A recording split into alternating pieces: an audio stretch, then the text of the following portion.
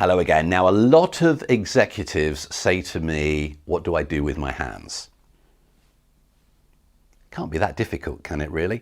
But people are never quite sure what to do with their hands. And when they're lacking in confidence, they're sometimes like this, or they're like this.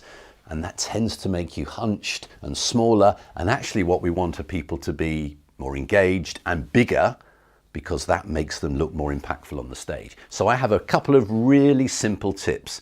And in this particular session, my word, I'm going to give you one of my secrets that I absolutely love, and people always take away and say that was one of the most memorable bits of my sessions. That sounds a bit pretentious, doesn't it? But it's true, people do say it. And it's so simple, but it makes a difference. Okay, in a moment, I am going to show you on this screen a picture of a fish.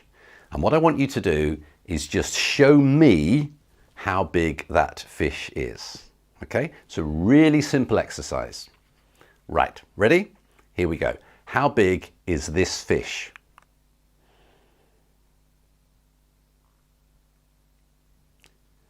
Now, what nearly everyone will have done is shown me how big the fish is with their hands, and they'll have done this or this, and sometimes people do this.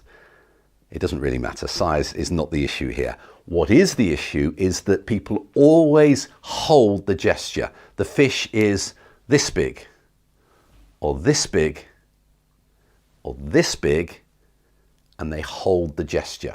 And that's what we want to bring into play when we're presenting. We don't want disposable gestures, because anything which distracts detracts from the performance. What we need are proper gestures that are held like the fish, and typically for about 3 seconds adds the most power and impact. And let me give you some examples. Okay, really nice fish. Another fish.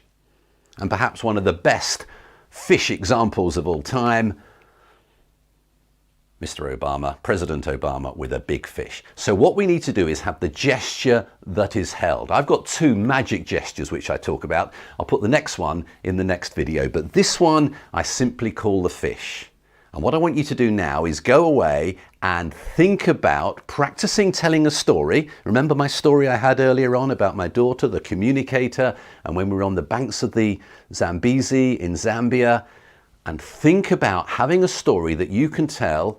And in your 30 seconds, I want you to introduce at least one fish, and that fish must be held for at least 3 seconds. Okay?